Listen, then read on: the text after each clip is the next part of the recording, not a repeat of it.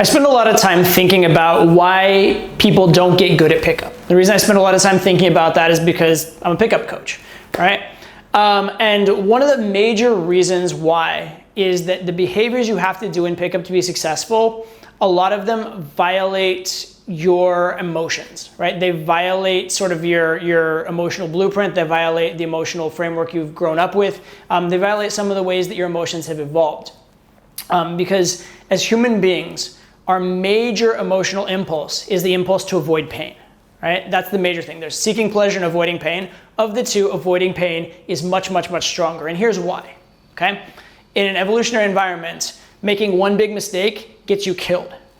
In an evolutionary environment, missing an opportunity, you still live another day and you can still have something good happen for you. But in a really dangerous, difficult environment, not fucking up is your major concern.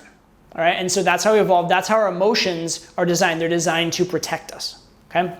So your emotions in that sense are a good thing. However, in the 21st century, the risks that we're facing just aren't that serious as compared to where our emotions evolved. And so what ends up happening for guys in game is that they're way, way, way too tentative. They are constantly worried about, oh, what if she thinks this? What if this person sees this? What if it gets back to my mom that my friend told me that the girl did? Those kind of thoughts, all right? And those are ridiculous, silly thoughts that will never happen, and even if they did happen, wouldn't be that big of a deal, but that's where people's minds are focused, right? And so what ends up happening as people learn game is this.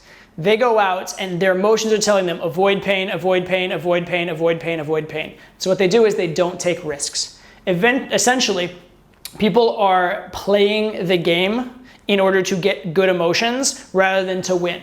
And the reason for that is that's how they live life. That's how people live pretty much all of life, right? Most of your motivation in life is to have good emotions, right? And again, in the evolutionary environment, that served us because having good emotions and winning were part and parcel of the same thing. Nowadays, they're not, right? But your drive is good emotions, good emotions, good emotions, okay?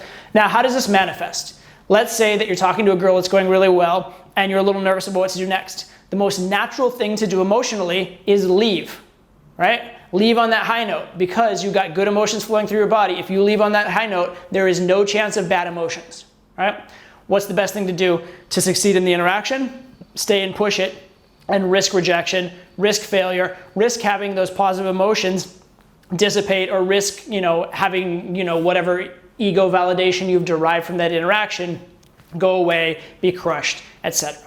Okay? So if you're playing to feel good, you are doing the opposite of playing to win.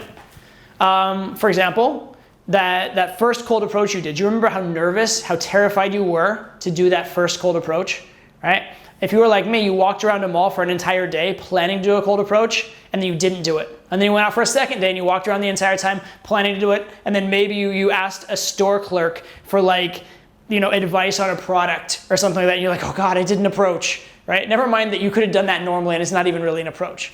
Right? But what are you thinking? You think, oh God, I don't want rejection. Oh God, I don't want a negative emotion, instead of pursuing the positive emotion.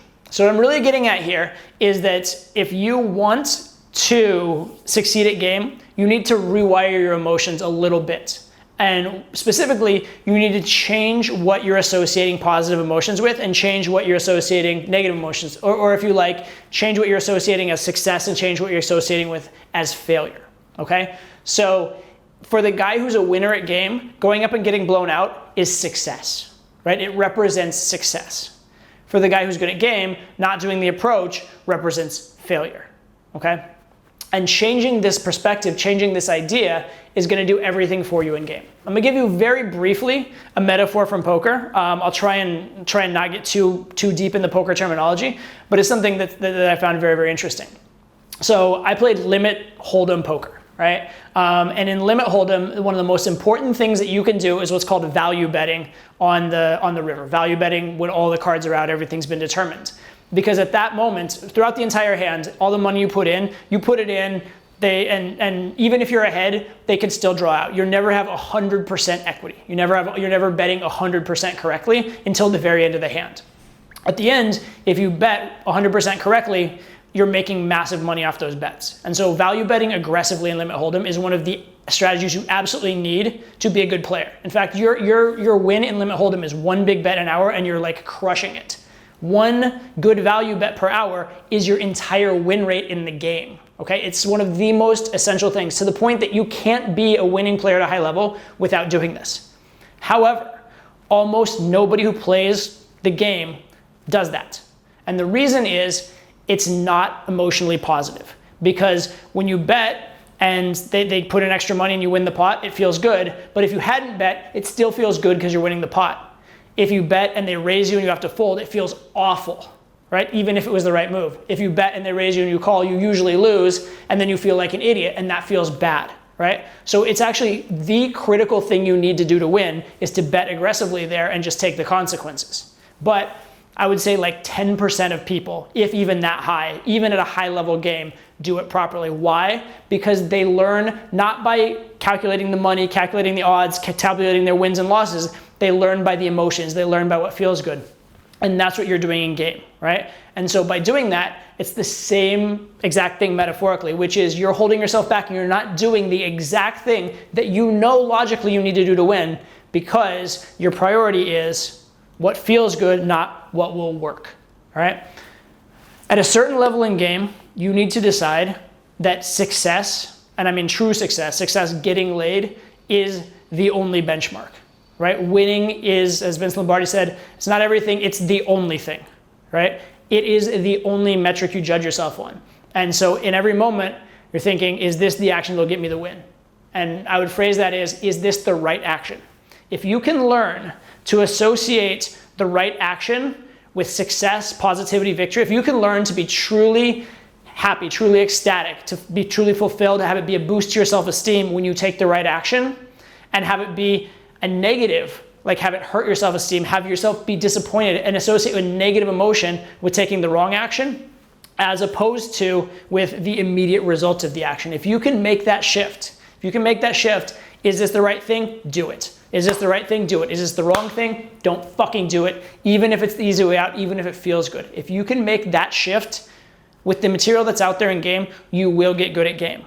If you can't make that shift, there will be a cap on how good you can get at game, and that cap is quite low. It's like the poker example. If you don't learn to value bet in poker, you will never become a winning player at a high level. If you don't learn to do the right thing even when it feels a little tough, or even when it like risks an emotion or feels a little bad in game, you will never get to the highest level. I don't care how many openers you know. I don't care how well you know how to pass shit tests. I don't care how smooth and charismatic you are.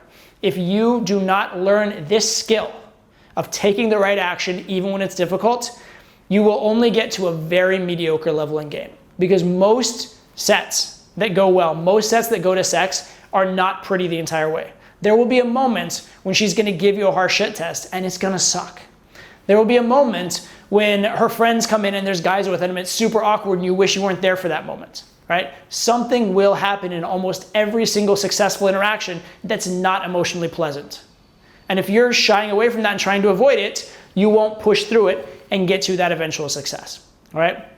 I cannot emphasize to you enough how important this is, okay? You need to associate your positive emotions with taking right action, negative emotions with taking wrong action, and disassociate with the immediate consequence. And in particular, the other thing that you can do is really try and associate a lot of positivity with succeeding and no negativity whatsoever with avoiding pain. In fact, if you can, and this is from me, right? This is how I look at it. The more painful the set was, I associate a lot of positivity with that because I know I learned from it, I built emotional calluses, and I grew from it. And that is success to me, okay? This emotional shift, if you can make it, will be the biggest thing you can possibly do for your game.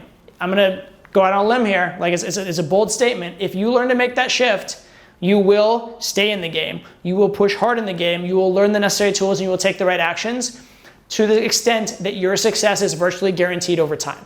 If you don't learn it, you will not do that, and it's virtually guaranteed that you will never really succeed to the level you want to. I cannot emphasize how important this is.